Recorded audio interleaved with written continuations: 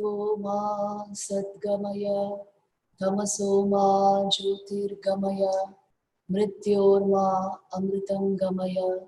Om Shanti Shanti Shanti.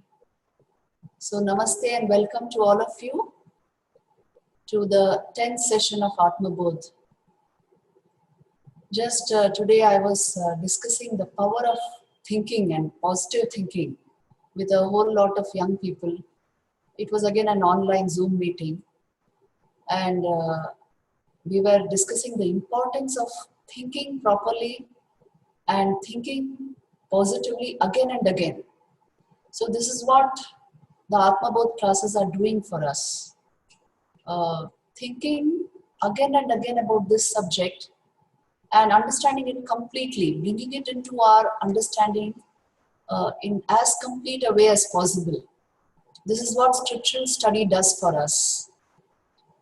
So here in today's class, we again have a whole lot of verses which are giving us the description of the Atman, the real nature of the Atman, which we are, our own real nature. It is being described again and again in many words. And hence these are very powerful verses because they are actually pointing out to the truth of our being. You cannot know the Atman through mere rational investigation. You cannot even know it through a thought process. But if the mind is ripe enough, thinking repeatedly about this can lead you into the state of pure being. So this is an attempt towards that. And even a scriptural discussion is very purifying, that is why they say, because after all we are thinking about our own true being. In verse number 32, this is where we had stopped last time. See, Shankaracharya says, Amanastvanna me dukkha ragadvesha bhayadayaha aprano hya mana shubhra ityadi shrutis shasanat. I am free from sorrow, attachment, malice and fear, for I am other than the mind. He is without breath and without mind, pure, higher than the high and imperishable. See, the real nature of Brahman is being described. And that Brahman is verily the real I, the unchanging element in me, pure consciousness. It is obviously free from sorrow, it is free from attachment, it is free from malice and fear. So, why? Because it is other than the mind. All these can be the constituents of the mind, isn't it? But this is other than the mind. And that is why anything happening in the mind is not me. It is happening in my mind, okay, but it is not me. So this distinction naturally comes about as we proceed with our sadhana, with our understanding, clearer and clearer understanding of our true being. Because I am not the mind, anything happening in the mind should not ideally, effectively touch me. But is this our experience, everyday experience? Tell me. Anything happening in our mind? Well, immediately my reaction is there. Anything happening in our minds feels real to me.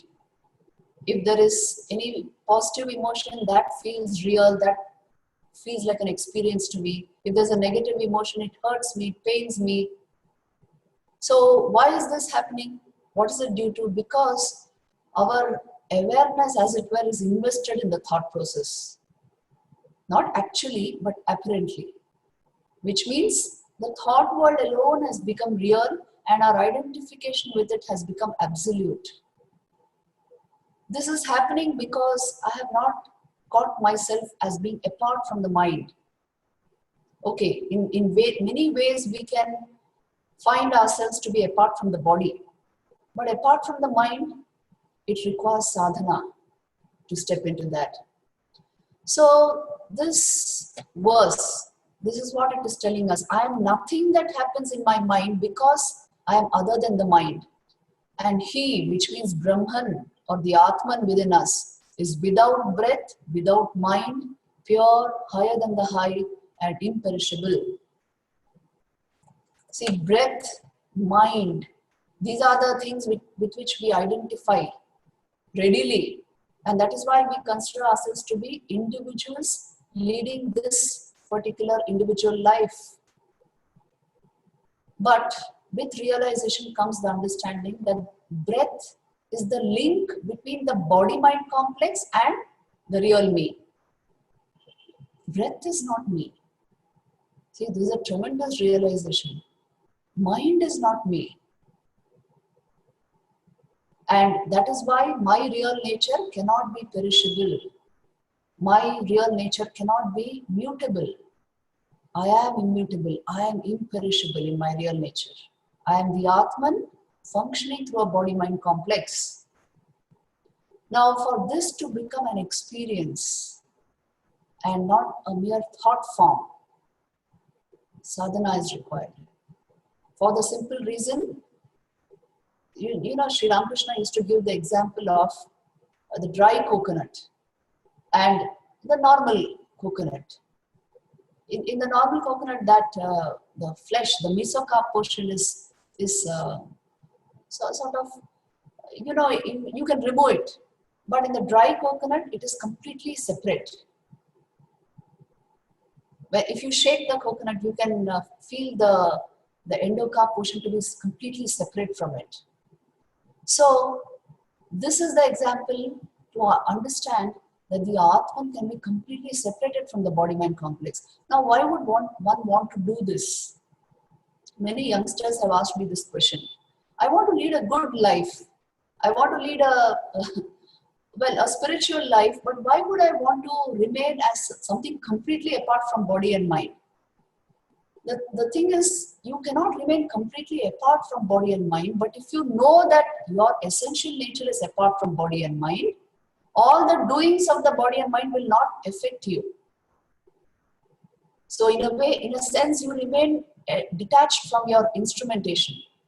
Like for example, I know I am wearing this piece of cloth, but if I am absolutely identified with it, then anything happening to that cloth will affect me. It sort of changes my identity.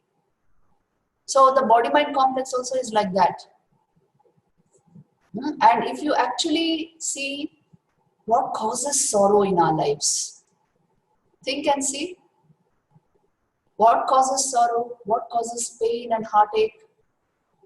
It is some problem with either the body or the mind. Either there is physical pain or there is the pain of, you can say various types of mental pains. This is what brings sorrow into our lives. So a little amount of detachment from this is always welcome, isn't it? Then we will be able to stand anything that comes into our lives. And truth is to be sought just for its own sake. Not because what will it get me? Because it is the nature of truth. The real nature of our being is always consciousness. You are always aware, whether you are thinking or not. But this so obvious a fact, it doesn't appeal to many people for the simple reason psychological reality has become most dominant. That's the most dominant part of our personality. So the fact that I am aware, and because I am aware I am thinking, is missed out. So that is why he is telling us here again and again the nature of Brahman, which is the Atman within us, which is our true nature. It is always other than the mind. And this is to be captured in our own way. In our own way, I mean through our particular path, sadhana. And then this becomes very clear. Like how a dry coconut is completely separate from its shell, so also the Atman can be known to be separate from the body-mind complex. And the next verse, it is connected to this verse. Please see. Etasmat jayate prano manas sarvendriyani cha kham vayu jyotirapa prithvi vishwasya dharini. This is a quotation from the Mundakopanishad actually. From it, from Brahman, are born breath, mind, and all organs of sense, ether, air, light, water, and earth, which is the support of all.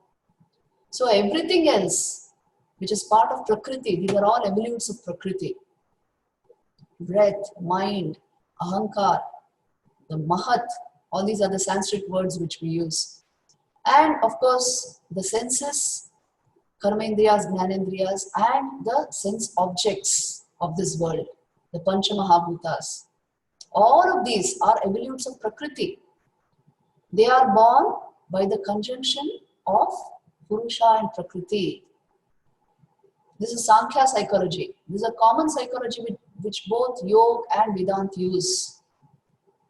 So, the Atman or Brahman in conjunction with what appears as Prakriti is responsible for all of these. So, all these, the mind, breath, this is not the essential nature of your being, isn't it?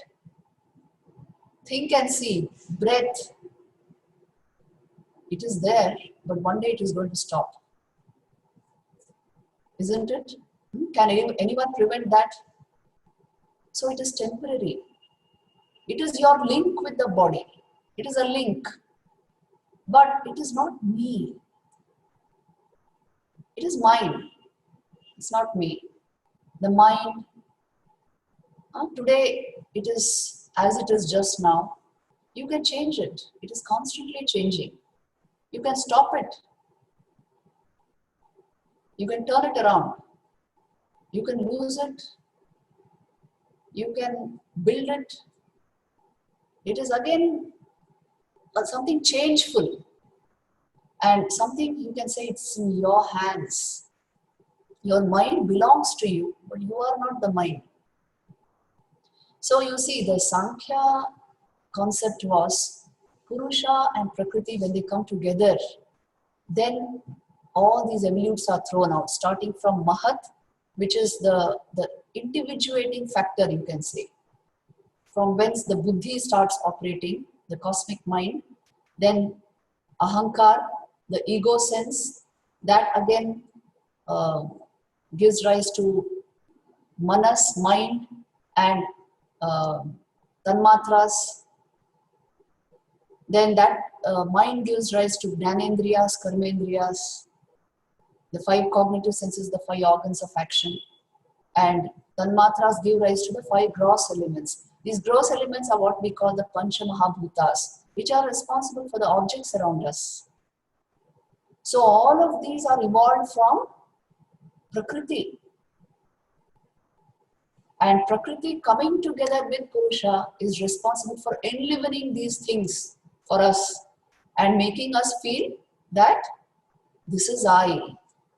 Will anybody say, I am not my mind? That will jeopardize all systems, you know, the law, everything, judiciary. For the simple reason, if you claim you are not your mind, then nothing of the mind holds for you. But this is the philosophical truth about you. This is the existential truth about you. In normal life, you are identified with that mind, and hence, whatever happens in the mind is attributed to you. But since we are seeking truth as it is, the nature of existence as it is, so we will have to make this penetration in our own system and try to separate Purusha from Prakriti. Yoga is actually Viyog. It is a separation between Purusha and Prakriti. The two are already bound. That is why this system has come into creation. That is why I appear to be as I am just now. Now, if I ask the question, who am I?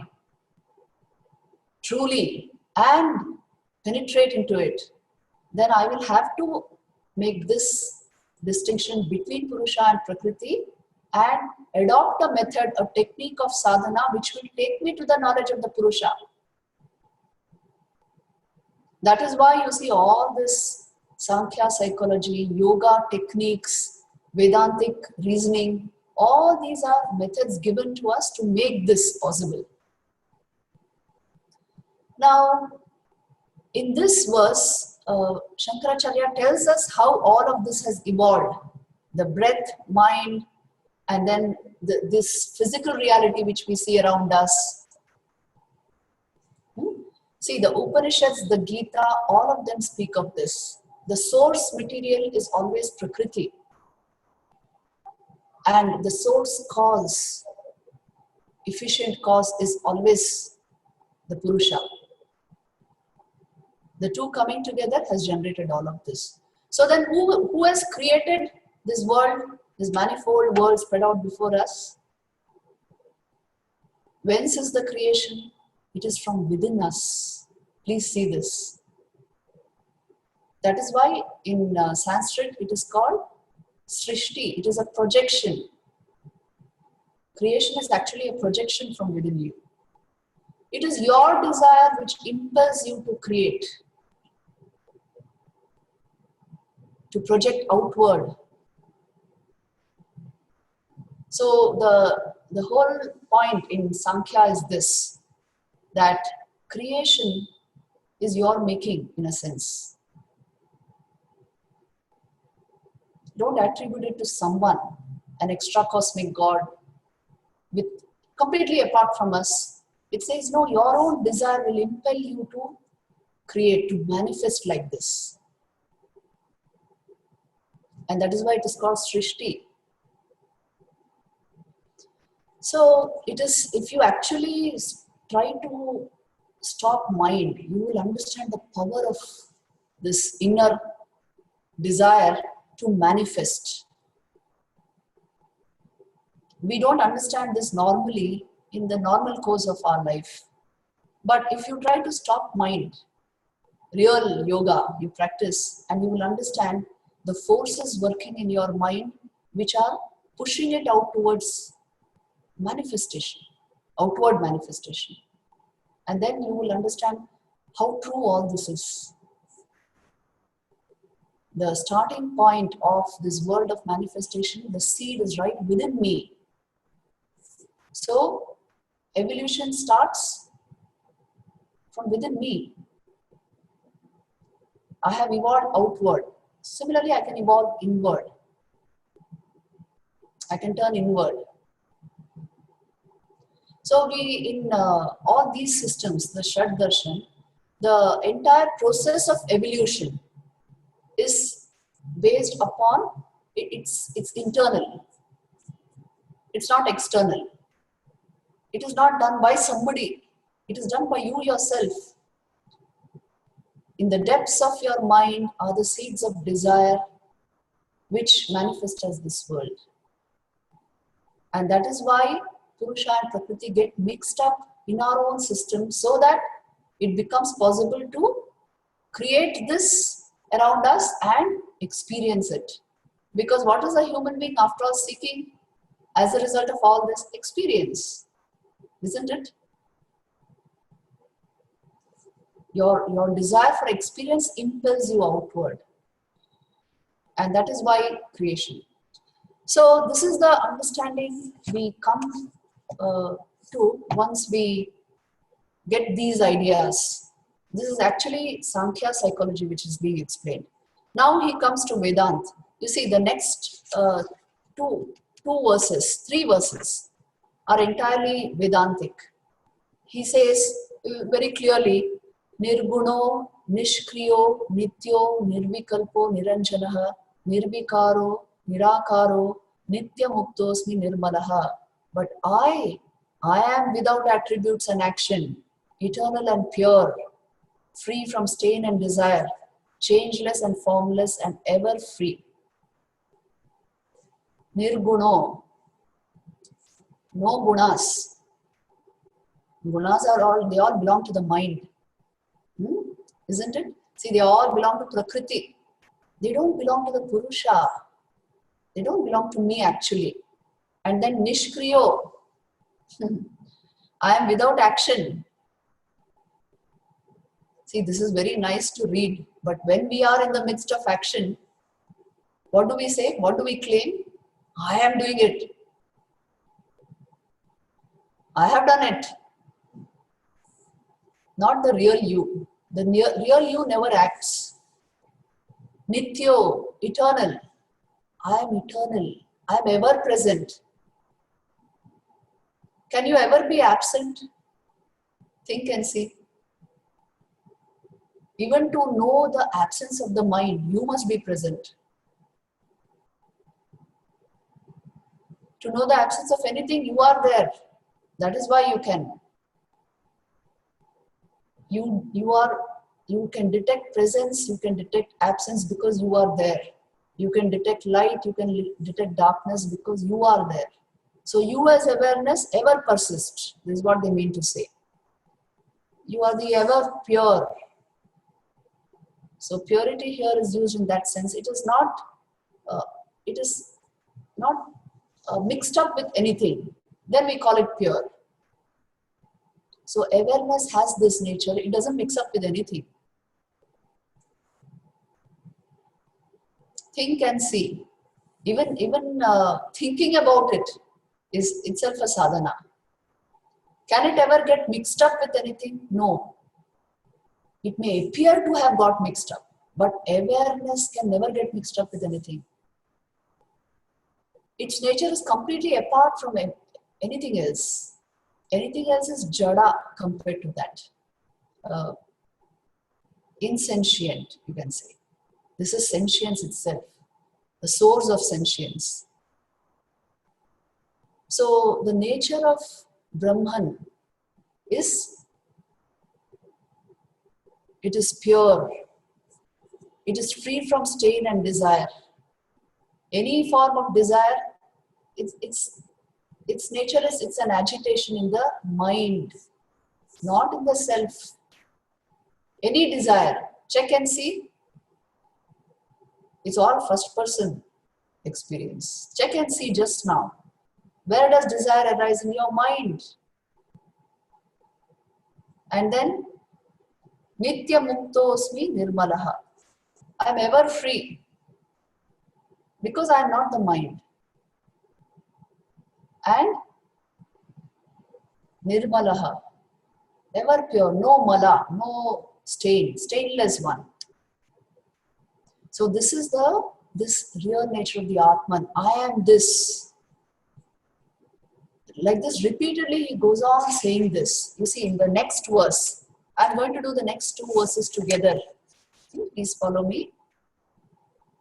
Aham akashavat sarvam bahirantargato achyutaha sada sarva samasiddho nissango nirmalo achalaha. I fill all things inside and out like the ether.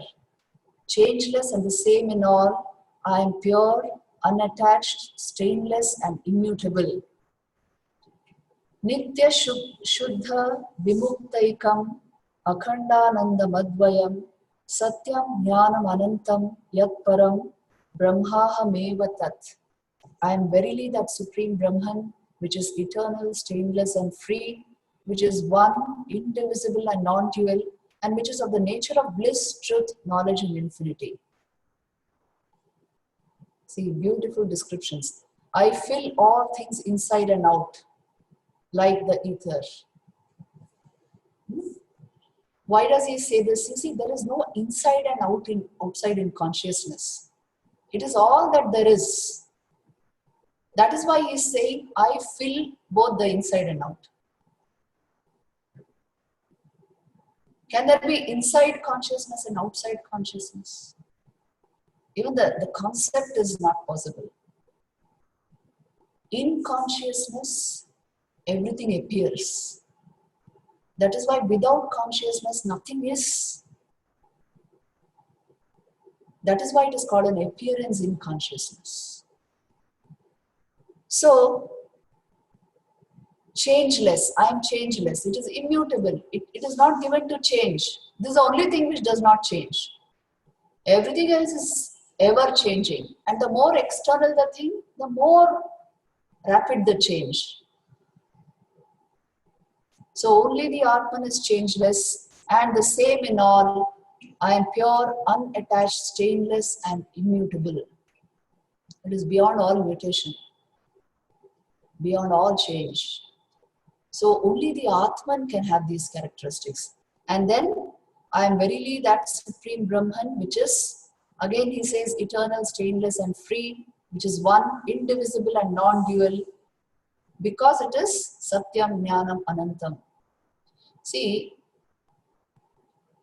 anything which has limits, the mind functions within the limits of time, space and causation. In fact, time, space and causation are inbuilt parameters of the mind. The Atman being separate from the mind, these do not affect it. If something does not have a time limit, obviously it is eternal, isn't it? If something does not have the limit of space, obviously it is not at one particular point in space. It is spread out everywhere. It's omnipresent. And if something does not have the limit of causation, obviously it is not one thing, it is everything. So, I don't know, something happened. So this is the nature of the Atman, that it is beyond all these limits, and all these limits apply to the mind. We confuse the two and we think we are bound. That is why he says, Satyam, Jnanam, Anantam, Yat Param, Brahmaham Tat. It is of the nature of bliss, truth, knowledge and infinity. This is the nature of Brahman. This is our own real nature. See, even to think in this wise, it is itself a sadhana. Once upon a time, in one of these classes, we had discussed the laws of thought, isn't it? You must have heard of the law of attraction. It's a very important law in psychology, which means what you think repeatedly, you attract that to yourself. Anything that you think about again and again, you actually create it in your mental field. When something is created there, it will manifest in the outside and you will attract it towards you. So thinking does that. Thinking has this power. Anything you think and feel intensely and repeatedly, you will attract that thing to you. Whether positive or negative, it doesn't matter. You have thought repeatedly, it will become part of your experience. Once you capture this law of thought, you will understand the value of what this Atmabodha verses are telling us. They are repeatedly telling us about the Atman. Think about your own pure, ever-free self, which has these attributes, which is completely free, which is beyond all limits, which is changeless, which is immutable, which is ever-free of the nature of consciousness, existence and bliss. If you repeatedly keep thinking like this will come into your experience. See, let me once again repeat the law of attraction. Whatever you think repeatedly will become your experience. It will become reality for you. Whatever you feel repeatedly, you will attract to yourself. And whatever you imagine repeatedly, you will actually create. Any object you see in this world, it was a thought in somebody's mind. It got created, manifested on the outside because it was repeatedly thought about. So this being the nature of the mind, if you repeatedly think of the Atman, you will know the Atman. You will become the Atman. Although, please remember, the Atman has nothing to do with the mind. Purusha has nothing to do with Prakriti, actually speaking. So not that you require the mind to go to the Atman, but just now we being identified with the mind, it is only through the mind that we will be able to go. That is why we use all these methods. That is why he is repeating it again and again. Traditionally, in Vedanta, Prakriti is just dismissed. And knowledge alone is focused upon. Many teachers do this. For the simple reason, Prakriti is not reality according to them. Isn't it? According to Advaita Vedanta, Prakriti is also like an appearance. The reality is only Brahman. So all that you have to do in order to come to this self-knowledge is you wake up to reality. You don't even have to use mental processes. This is what they will tell you. Now our condition is that to identification with mind is very intense and almost complete. That is why we use mental techniques to go there. And this is everybody's need. There's this beautiful story. Let me tell you this story here. How traditionally Vedanta is used to just wake you up and not to give you more and more excuses to remain in your ignorance. It is a story, so let's see it like that. But it has something tremendous to teach us. This is a story of primary school children who are being taught by a teacher. So it so happened that in a school there was this elderly teacher who had many years of experience. So she knew how to deal with little children, and she had this classroom of primary school children, all 6-7 years. And one day she was teaching them. So she told them, look children, now today after school, imagine that you went home and you played and then you had your supper and your mommy put you to sleep, and in that sleep you had a dream. Now in that dream, you were very happy because you were going to the zoo with your friends. Your parents were taking you, and you and your friends were laughing and giggling and going to the zoo. And once you reached there, you were all full of energy and fun, and you wanted to have a lot of fun that day.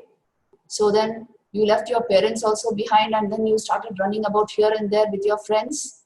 You had popcorn and you had cotton candy, and then you started visiting all the cages of animals. You first went to you saw the smaller animals like rabbits and deer, and then you went and saw the elephants, then you saw the snakes, and then you came to the big cages of lions and tigers.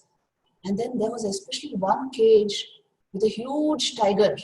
He was so magnificent and a large one, and his eyes were just glowing, and he delighted you, and he was a terror to look at also. He was so huge.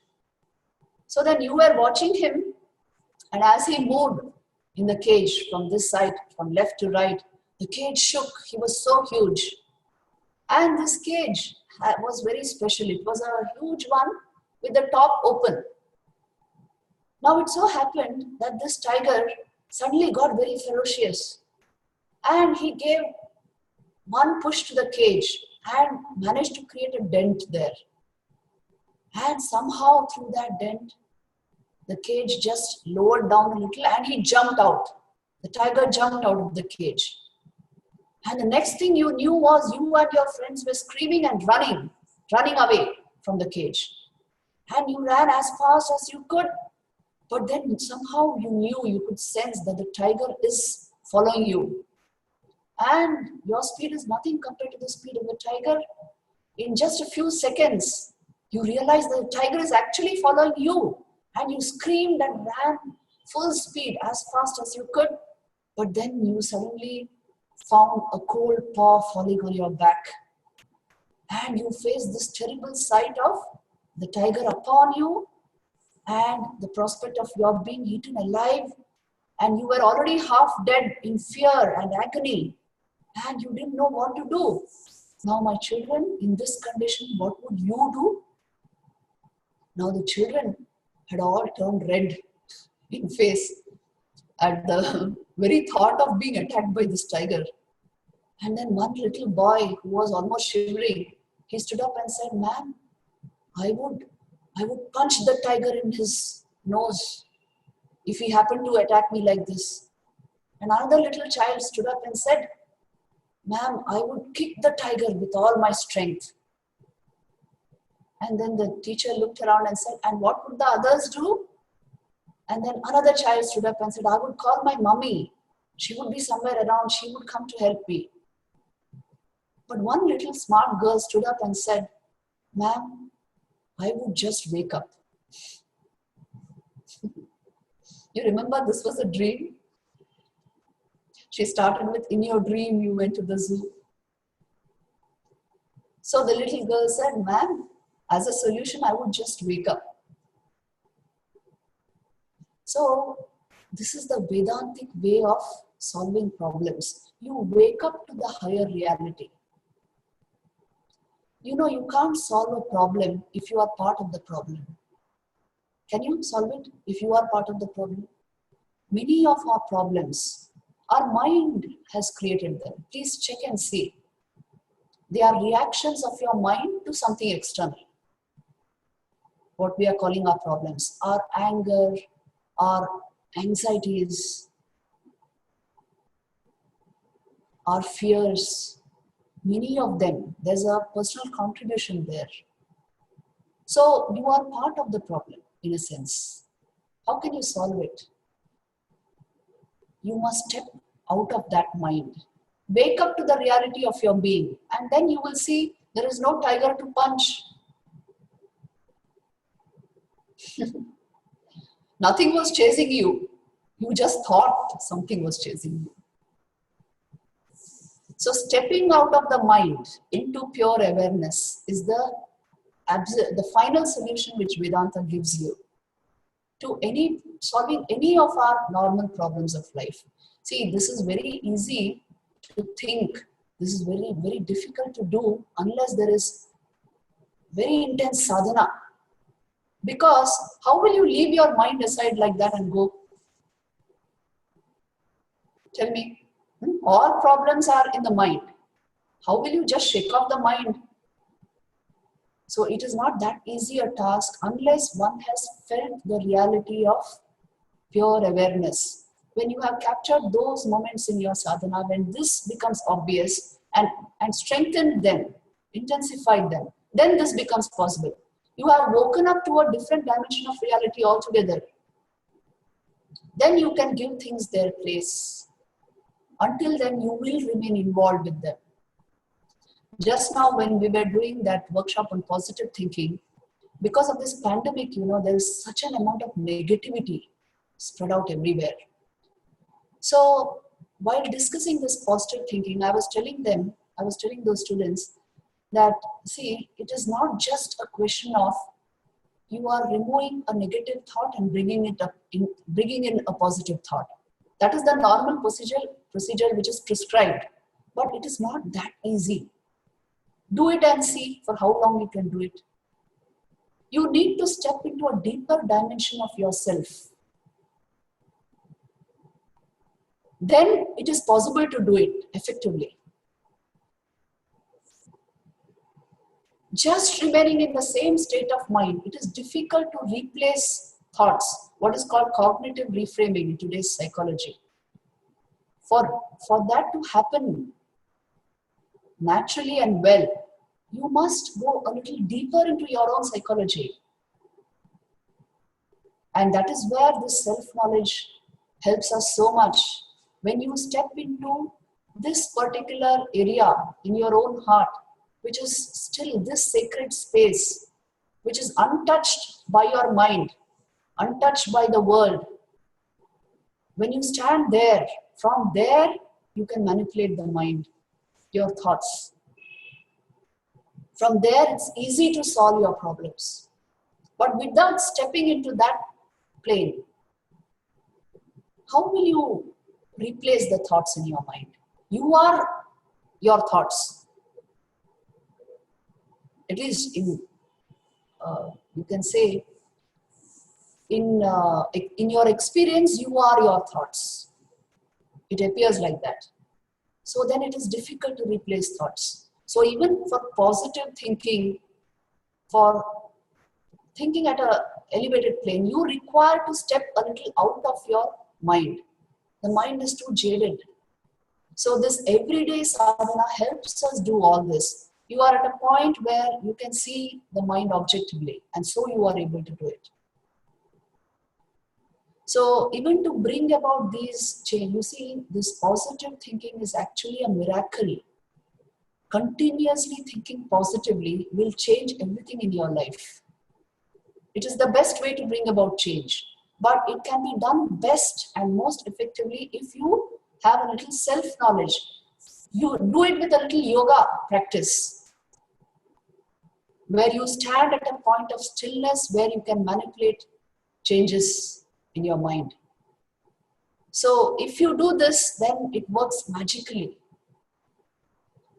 So in all these ways, self-knowledge, that is why you say, in Mundaka Upanishad, it is said, it is the basis and support of every other form of knowledge, self-knowledge. It will help and it will augment every other discipline, every other form of knowledge, for the simple reason you are the self, which is seeking some knowledge of something. So standing on that, at that vantage point, you must handle all these situations.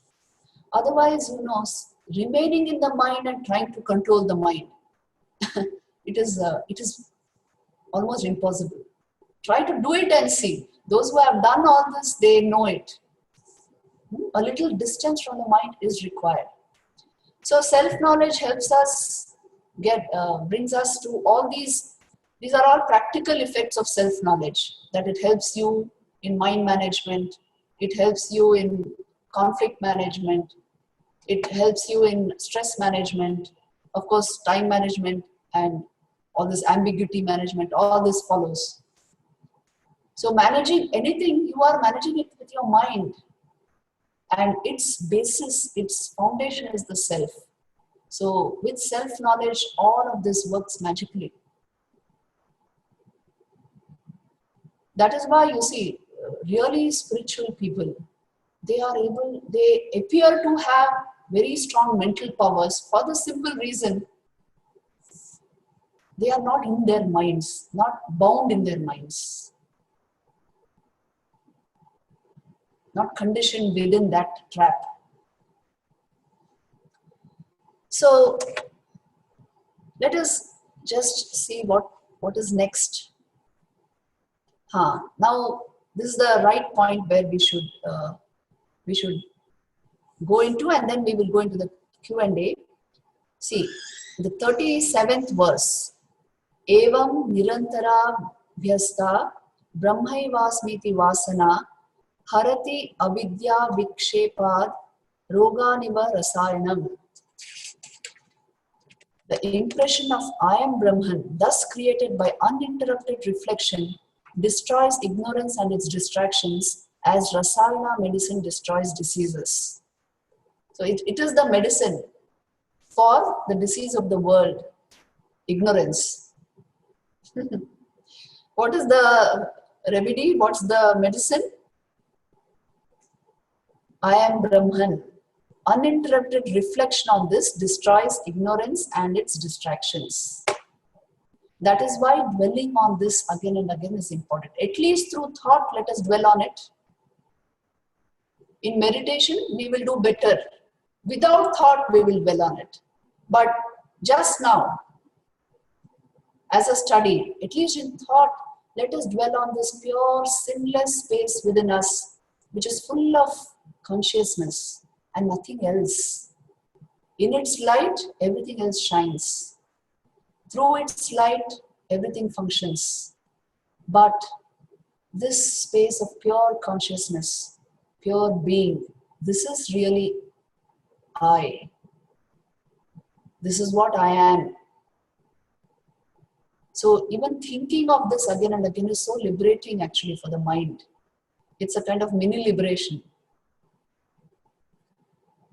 This is the experience of all realized people, that they find themselves to be ultimately this foundation of the thought process, and they remain in that. They are able to remain soaked in that. Once Naren asked Sri Ramakrishna, well, why don't you ask the Divine Mother to heal your throat problem? You know, towards the end of his life, Sri Ramakrishna had throat cancer. So why don't you ask Mother to ease your throat? And after some time, it seems Sri Ramakrishna prayed, and he told the Divine Mother, please see that I can eat something, because it was difficult for him to swallow food at that time. And then the Mother showed him the whole universe, and she said, you are eating through so many mouths. And then Sri Ramakrishna came out of that state, and then he told Naren, see, because of you I asked Mother, and she pointed out to everyone, and she said, you are eating through so many mouths, not just through this one mouth. And then I felt so ashamed. See, look at the experience. One consciousness shining in so many bodies, appearing in so many forms, dwelling in so many names as so many individuals, but one consciousness only. Now there are 7 billion people on this planet. All of us, you see, we address ourselves as I. So are there 7 billion I's? The implication of that I is only one, consciousness. Bodies and minds are 7 billion. But I means only consciousness. That is the common factor. That is actually the uniting factor. That's why that is the great link between what we are calling sacred, secular, between all differences. So getting this knowledge, that's why it's called the supreme knowledge, Paravidya. It satisfies everything else. So let's aim for it through all these verses. I will just stop the discussion here and take up Q&A, because there are some questions which have come to me, and they may prove useful to you also. Okay, the first question is, if self is realized in this life, will that which is sanskar, will it be burnt out in this life or the next? So the I will still persist in next life. Would this I retain enlightenment or has to start all over again? I think there's a slight confusion in the question. Unless your sanskars are very purified, you don't experience the self at all. So it's not a question of will the same sanskars remain over even after realization. Unless the sanskars, which means your mental tendencies, unless they are purified and clean, one does not experience self-knowledge. What actually remains is not the sanskars. Sanskars are transformed, but your karma, the effects of your karma, your prarabdha, that can remain over.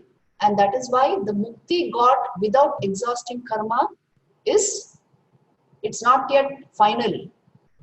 It is what we call, it is jivan mukti, but it is not videha mukti. You cannot yet leave your body because the prarabdha impels you on further. That is why in the Bhagavad Gita it is said, Bahunam janmanam ante jnanavan man prapadyate. One may get knowledge, but it may take many births for one to be finally liberated. Because of the force of karma, that is still there. That has to be exhausted. Once the prarabdha is completely exhausted, even the sanchita is exhausted, that is final liberation. So the sanskars have to be transformed, have to become very, very pure and sattvic for self-realization to take place. But after self-realization, what remains over is your karma. That can remain over. And that may take some time to get exhausted. Until then, one continues as a Jivan Mukta in this very life. That is why it's not that with realization the body will fall. With many falls also, those whose karma is exhausted. So it is like this. Then the second question is, the preconceived perceptions as you explained, are these the enameling or pigeonholing as Swamiji explains? Yes. Swamiji uses the word pigeonholing and enameling. How about what is embedded in the subconscious mind, which at the conscious level we are not even aware of? Yes, this is the most important point. See, subconscious mind has all those impressions which we have forgotten. The conscious mind has been forgotten. And from time to time, the contents of the subconscious mind will pop up in the conscious mind. So when this happens, we sort of get surprised. Oh, was all this within me? Some circumstance, some particular situation may bring it out. So this is what happens. Whatever you encourage in your conscious mind goes into your subconscious mind and remains there. After a long time, it pops up in your conscious mind as memories. So in order to change your subconscious, the gate is the conscious mind. Because from there, the impressions go into the subconscious. If you change the conscious plane of mind, you gradually change the whole mind. So consciously what you take in, that goes and becomes the content of your subconscious. So taking the right stuff, what our senses take in, that is all ahar.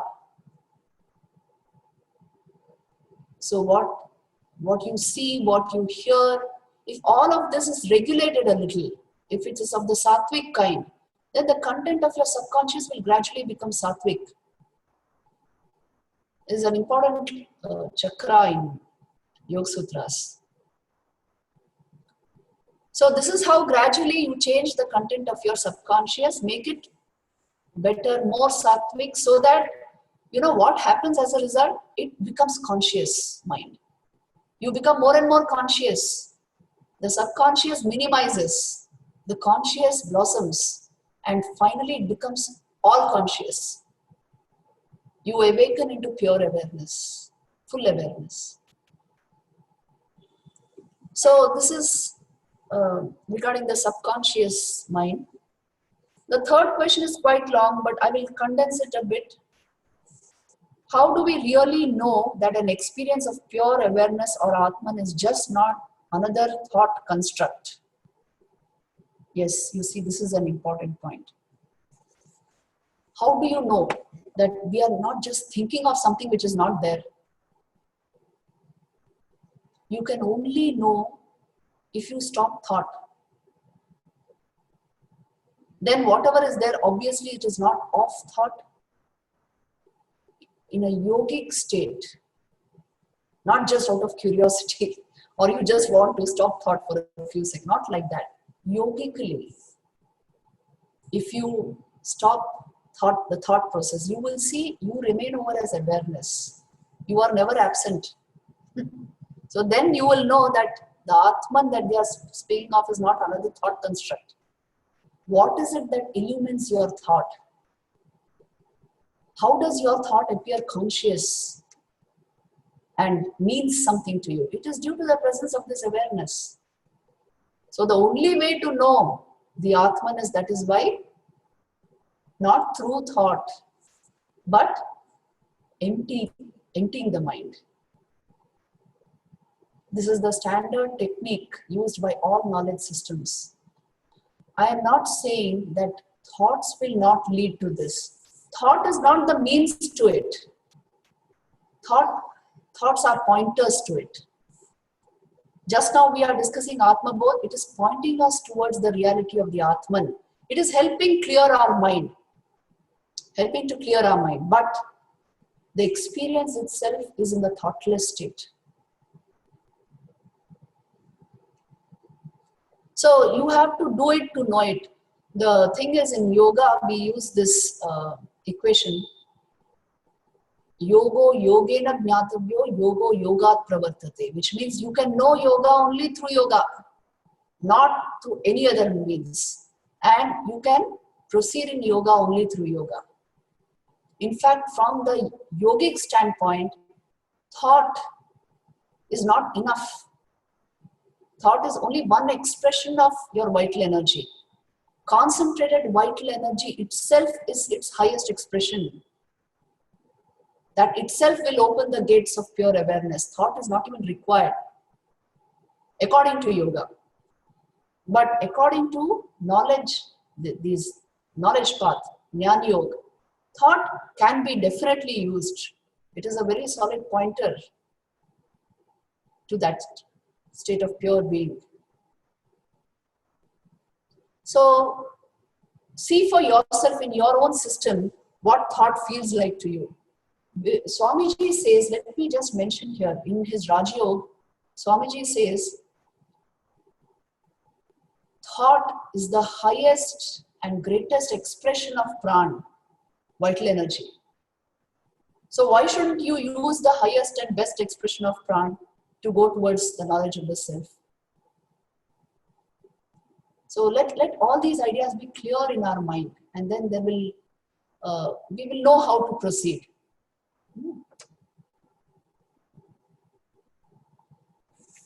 The next question is,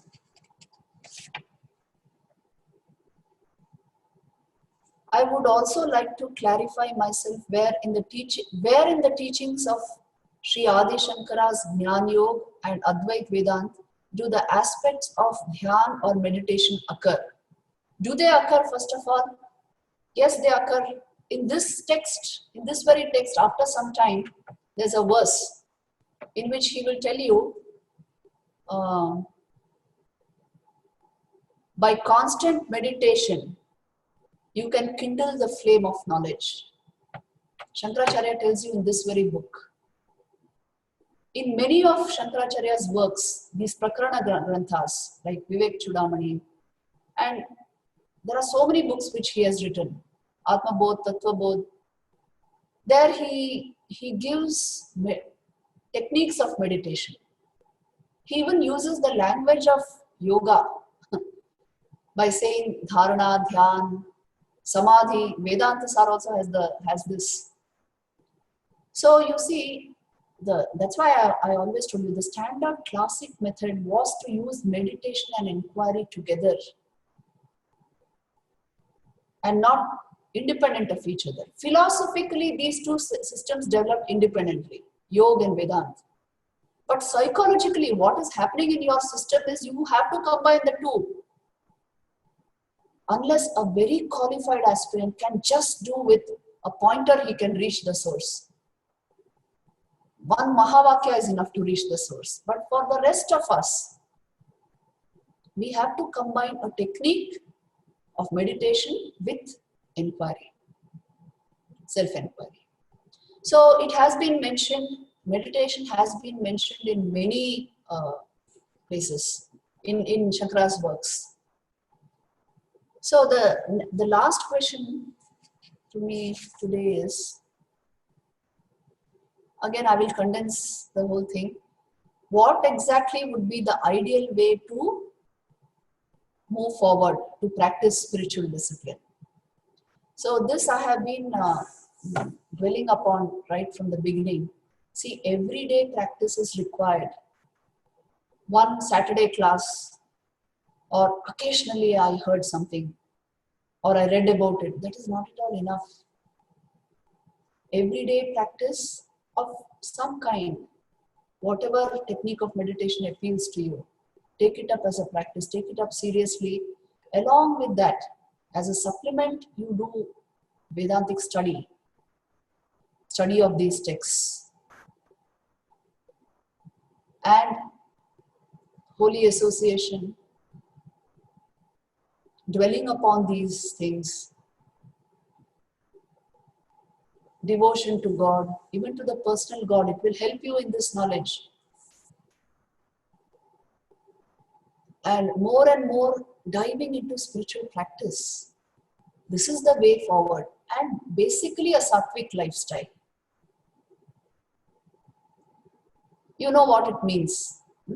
A little regulated lifestyle, fixed hours for eating, sleeping, and when you sit, try to make sure that you sit at definite hours, not haphazardly, not when you feel like it. Then only it becomes a habit, it becomes a practice.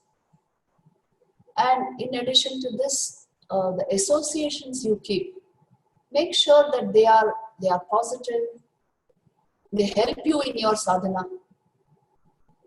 Otherwise, many people they follow everything, but then they lose upon this. So association, it also includes your online associations. All the things you take in from your computer screens, all of this, a little regulation is required because the mind has to be preserved in its native pure state for this research to take place. So I think time is up.